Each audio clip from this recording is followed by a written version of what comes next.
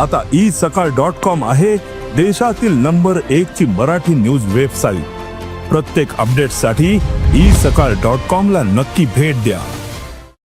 काय दोन उठले आणि यांच्या विरोधात काय पोस्ट टाकल्या की हे बस स्टँड असं आहे, बस स्टँड असं आहे, इथून रस्ता होता। अरे रस्ता होता बंद केला, बस पुढं काय?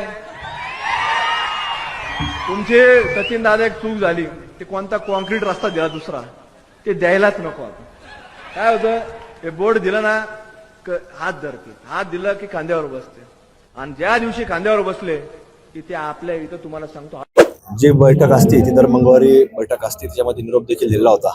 पण मी तसं त्या पद्धतीने कळवलं देखील होतं की या दिंड्यांचं सध्या आपल्याला सगळीकडे आपल्याला पाहायला मिळतं की महाराष्ट्रामध्ये सगळीकडे दिंड्या चालू आहेत, आणि तसं नगरमधून अजून दिंड्या पुढे सरकलेल्या नाहीत। त्यामुळे आम्ही सगळे दिंड्यामध्ये, आत्ताही तुम्ही जे सगळे मान्यवर मंडळी आलेले आहात, आम्ही दिंड्यामध्येच आणि बोलवलेलं आहे, निरोपण दिलेला आहे, आणि तशा प्रकारे आम्ही भेट देखील घेणार आहे। ते आमचे नेतेच आहेत, नाही ते काय त्याच्याशी मला काय फार त्याचं काही घेणं देणं नाही, ते कोण तक्रार करतं काय करतं। आमची जी भूमिका असेल त्या पद्धतीने अजितदादांपर्यंत आम्ही आमचं जे काही मत असेल त्यांच्यापर्यंत आम्ही मांडणार आहोत।